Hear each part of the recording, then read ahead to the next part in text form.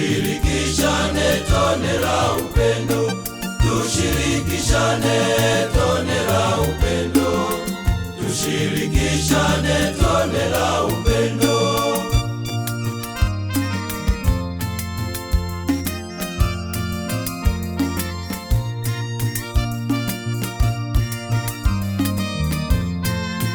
Mpendwa wa mwanafamilia ya Mungu, karibu katika tafakari ya neno la Mungu. Ikiwa leo ni Dominika ya 21 mwaka wa kanisa. Leo tunamshukuru Mungu anayeshirikisha wanadamu kufanya majukumu yake. Tuwaombe wote walioaminiwa na kupewa madaraka ya kuongoza watu wa Mungu ili waweze kutambua nafasi zao na wajibu wao. Tuliombee kanisa linalokabidhiwa wajibu wa kuwaongoza na kuwaelekeza watu njia ya kwenda kwa Mungu, ili katika kutekeleza wajibu wake liweze kuzishinda changamoto hasa za wakati huu. Masomo yetu yanatualika kutafakari juu ya hekima ya kimungu inayomuongoza kutoa madaraka kwa watu wake. Lakini pia masomo yanatusaidia kutafakari juu ya nafasi ya wale wenye madaraka. Masomo yetu, somo la kwanza linatoka katika kitabu cha nabii Isaya, sura ya 22, aya 19 hadi ya 23. Bwana wa majeshi asema hivi: nami nitakusukuma na kukutoa katika mahali pako, naye atakushusha utoke hapa usimamapo. Na itakuwa katika siku ile, nitamwita mtumishi wangu Eliakimu mwana wa Hilkia, nami nitamvika vazi lako. Nitamtia nguvu kwa mshipi wako, nami nitamkabidhi yeye mamlaka yako, naye atakuwa baba kwa wenyeji wa Yerusalemu na kwa nyumba ya Yuda. Na ufunguo wa nyumba ya Daudi nitauweka begani mwake, naye atafungua wala hapana atakayefunga. Nami nitamkaza kama msumari mahali palipo imara, naye atakuwa kiti cha utukufu kwa nyumba ya baba yake. Neno la Bwana. Tumshukuru Mungu. Somo la pili linatoka katika waraka wa Mtume Paulo kwa Warumi, sura ya 11, aya 33 hadi ya 36. Jinsi zilivyokuu utajiri na hekima na maarifa ya Mungu, hukumu zake hazichunguziki, wala njia zake hazitafutikani. Maana ni nani aliyejua nia ya Bwana? Au ni nani aliyekuwa mshauri wake? Au ni nani aliyempa yeye kitu kwanza, naye atalipwa tena? Kwa kuwa vitu vyote vyatoka kwake, viko kwa uweza wake, tena vinarejea kwake. Utukufu una yeye milele. Neno la Bwana. Tumshukuru Mungu. Injili inatoka katika Injili ya Mathayo, sura ya 16, aya 13 hadi ya 20. Karibu tusikilize Injili. Bwana awe nanyi na awe rohoni mwako. Somo la Injili takatifu ilivyoandikwa na Mathayo. Utukufu kwako, Bwana. Basi Yesu akaenda pande za Kaisaria Filipi. Akauliza wanafunzi wake akasema, watu hunena mwana wa Adamu kuwa ni nani? Wakasema, wengine hunena Yohane Mbatizaji, wengine Elia, wengine Yeremia au mojawapo wa manabii. Akawaambia, nanyi mwanena mimi kuwa ni nani? Simoni Petro akajibu akasema, wewe ndiwe Kristo, mwana wa Mungu aliye hai.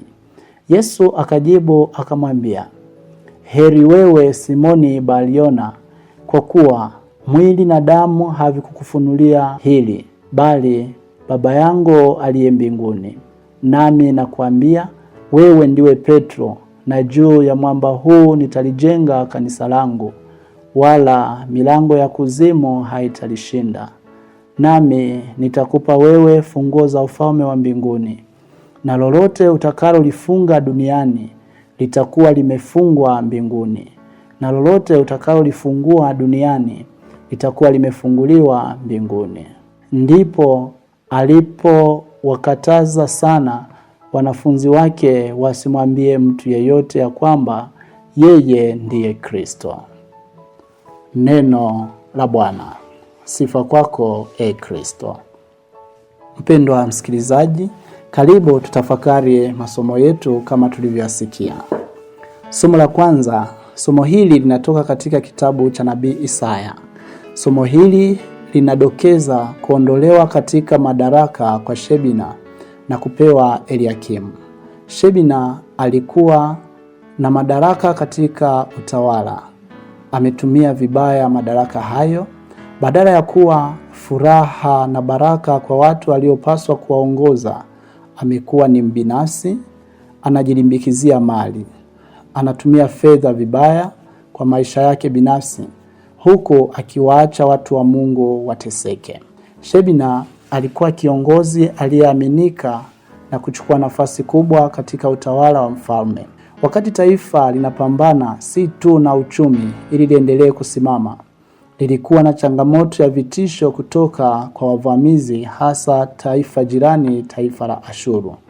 Watu wa Mungu walikuwa wamekosa utulivu wa moyoni, lakini pia na akilini mwao.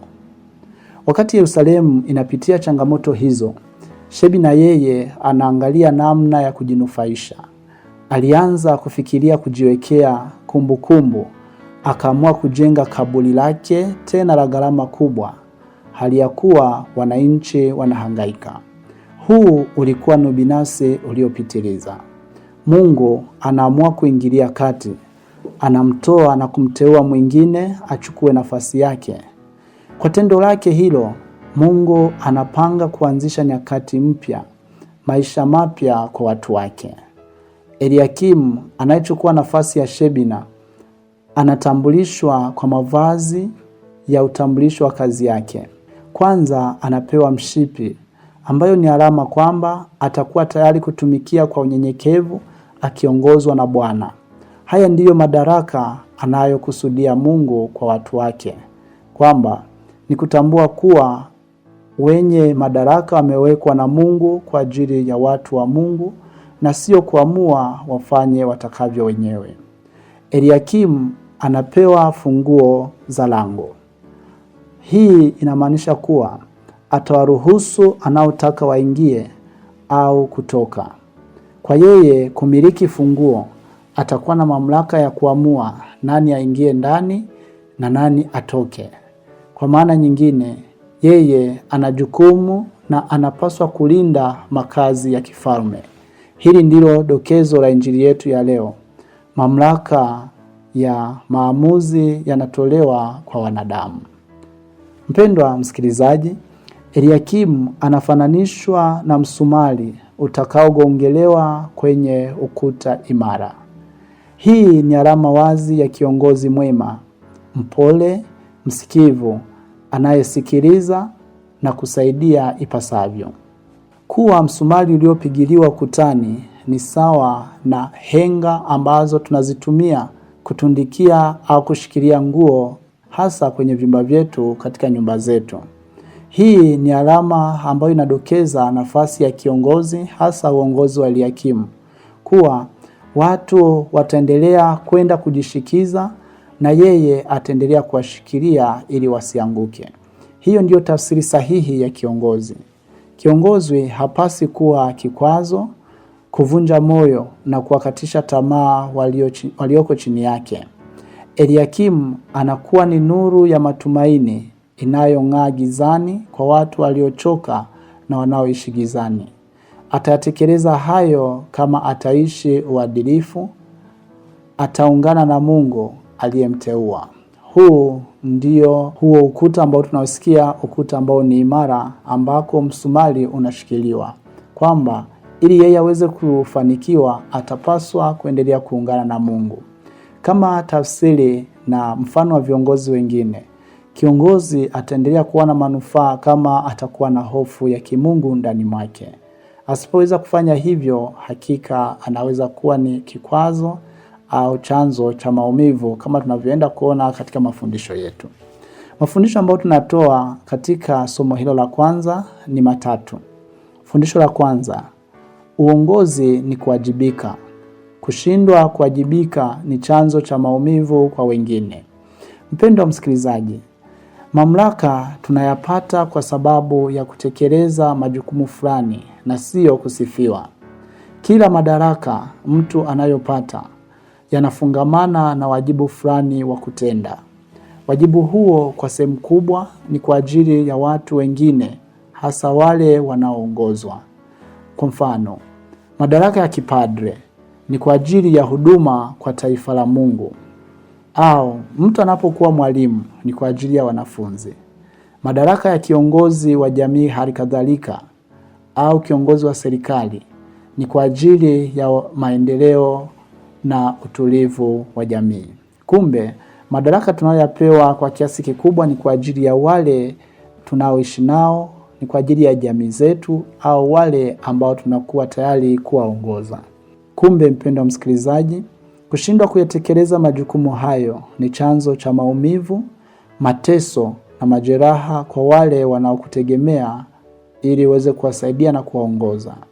Hapa tukumbuke kuwa kiongozi asiyewajibika kwa sababu ya uvivu, ulafi wa cheo na madaraka, si tu atashindwa kuwasaidia watu walioko chini yake, bali pia atasababisha vilio, manunguniko, majeraha, usumbufu na mateso mengi kwa wale wanaomtegemea. Leo tuombe kwa Mungu, tutambue nafasi zetu, tuwe tayari kujituma kwa kadiri ya uwezo wetu, ili tuweze kuwa baraka kwa watu wengine na si chanzo cha maumivu na majeraha. Fundisho la pili ambalo tunalitoa katika somo la kwanza ni madaraka yanapaswa kuwa alama ya matumaini. Mpendwa msikilizaji, somo letu la kwanza linatudokeza kuwa kiongozi ni sawa na kuwa mzazi au baba mwema ambaye watu watakimbilia wapate tumaini. Kiongozi anapaswa kuwa kimbilio la watu. Shebina anashindwa kuwa baraka hiyo kwa watu, na mwisho anapokonywa mamlaka hayo. Kiongozi mwema ili kuwa kimbilio la watu anapaswa kuwa na neema ya kimungu. Huku ni kuwa na hofu ya kimungu ndani mwa mtu na kutambua kuwa amewekwa na Mungu kwa ajili ya watu wa Mungu. Hofu hii inapoondoka na kukosekana, kiongozi huyo hatashindwa kujilimbikizia mali, kuwanyanyasa walioko chini, kujaa kiburi na jeuri, na mwisho kushindwa kuwa baraka kwa watu. Fundisho la tatu ambalo tunalipata kutoka katika somo letu la kwanza ni kuwa kuna uwezekano wa kupoteza ushawishi na kutenguliwa. Mpendwa msikilizaji, Shebna anapoteza mvuto si tu kwa wanadamu hadi mbele ya Mungu. Huu ulikuwa ni mfano wa wote waliokuwa wamewapotosha watu wa Mungu, ikijumuisha mataifa mengine yote ya kipagani yaliyokuwa yanawazunguka watoto wa Mungu. Mungu anafanya mapinduzi ili kuanzisha historia mpya. Hii inatufundisha kuwa kamwe Mungu hafurahii kuonewa watu wake, lakini pia hakuna atakayedumu katika nafasi yake. Mfano huo pia unaendelea kutufundisha kuwa kufanya vibaya au kutokuwajibika ipasavyo kunatufanya tupoteze mvuto, hali inayoweza pelekea kukataliwa na watu. Kumbe mpendwa msikilizaji, kama vile Shebina alivyoishia uhamishoni, mwisho wa ubaya ni fedheha na kifo. Tumombe Mungu atusaidie tuweze kuwatendea wengine yaliyo mema. Injili yetu, injili hii tunaweza kuitafakari katika sehemu kuu mbili. Sehemu ya kwanza ni swali la Yesu kwa wanafunzi, na sehemu ya pili ni kuanzishwa kwa kanisa.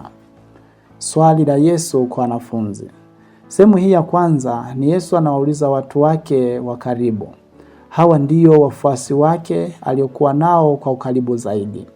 Swali la Yesu ni, je, watu wanasema mimi ni nani? Je, ni kweli Yesu hakujua uhalisia? Ni kama Yesu anahitaji ripoti ya utume wake. Je, watu wamemwelewa? Mpendwa msikilizaji, majibu yanayotolewa ni ya kumfananisha Yesu na watu wema tena mashuhuri. Hao wote wanaotajwa ni wale walioishi vizuri, waliofanya utume vizuri, lakini pia ni wale walioishi katika mazingira magumu na kukataliwa. Eliya alipambana na ibada za kipagani. Yeremia na manabii wengine walisema ukweli dhahiri bila kuogopa hata macho ya viongozi wakubwa. Yohane Mbatizaji aliishi maisha ya kujikatalia, akaongoza watu katika toba kwa njia ya ubatizo, na mwisho wa maisha yake ikawa ni kuuawa kwa kusema ukweli kwa Herode. Fundisho kuu ambalo tunalipata kutoka katika sehemu hii ni kuwa jamii inaweza kutusaidia kujifahamu.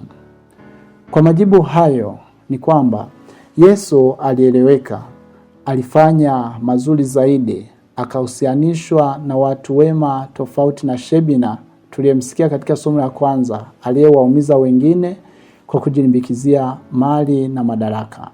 Je, ikitokea nikawauliza watu kuhusu mimi, watatoa majibu gani? Au watanifananisha na nani? Au ni majina gani basi tumepewa ya utani? Hayo yote yanaweza kawa yanaongea kuhusu tabia yangu fulani. Inaweza kawa ya kukubaliwa au ya kukataliwa.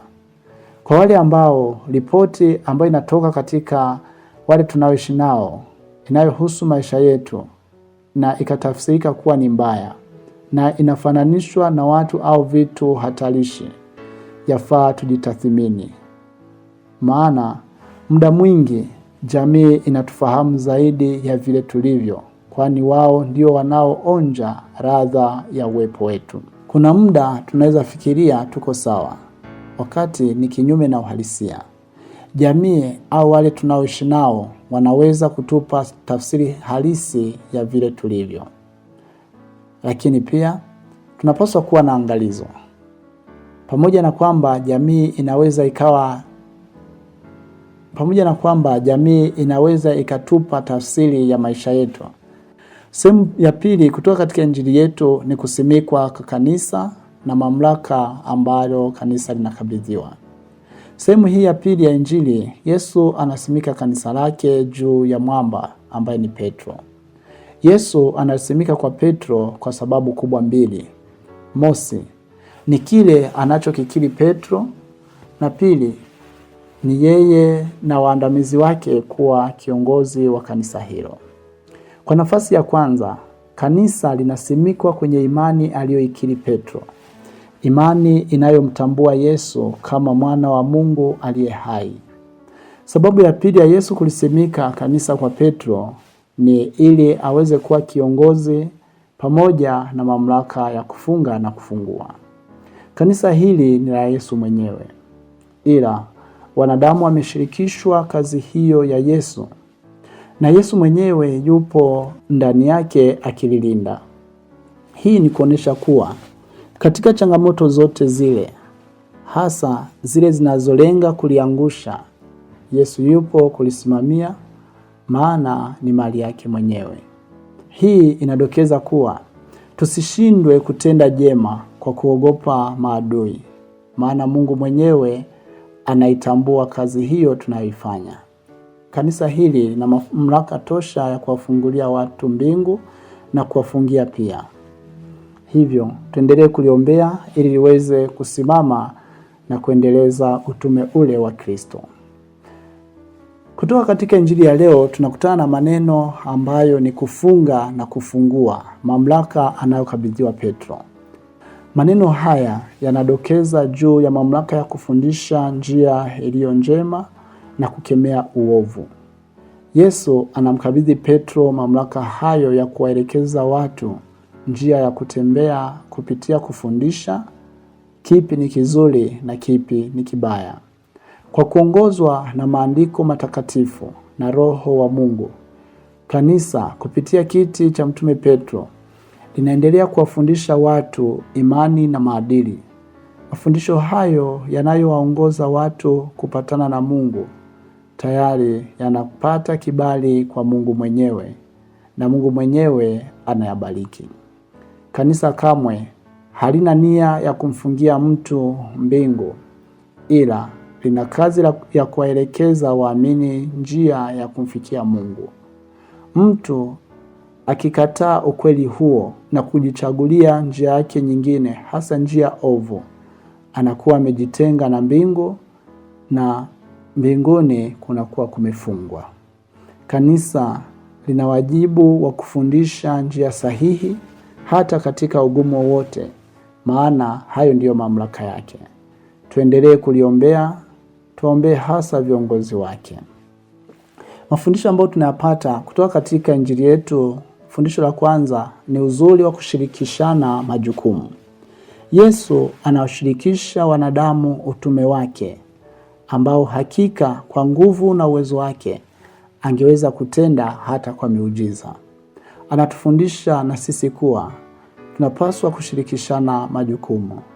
Kufanya majukumu yote peke yako kunaweza kupelekea kuchoka, na muda mwingine kunaweza kumfanya mtu kuwa na hasira kila muda.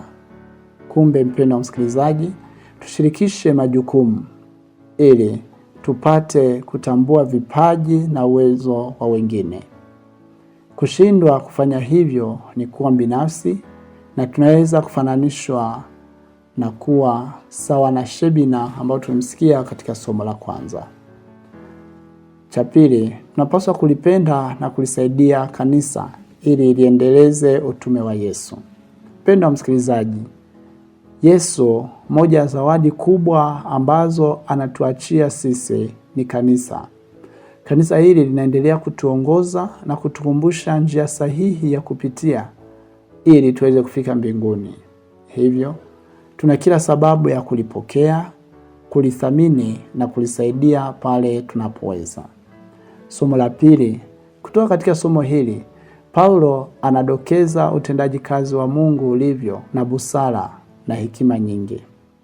Busara yake hiyo haichunguziki kwa akili ya kibinadamu tu, bali inahitaji imani. Mtume Paulo anatusisitiza, si mara zote akili inajitosheleza kufahamu kila kitu kuhusu Mungu, bali imani ina umuhimu wake.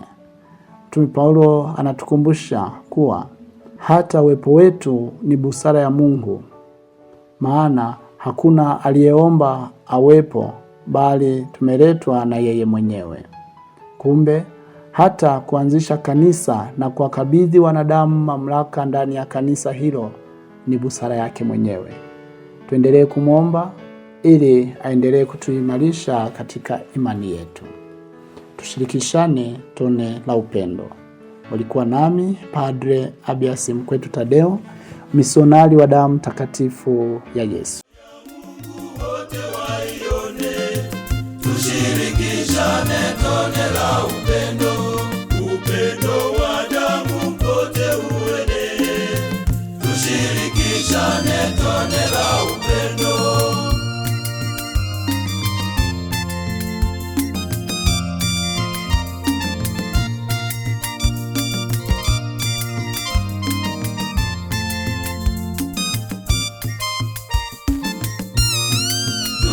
Tushirikishane tone la upendo, tushirikishane tone la upendo, tushirikishane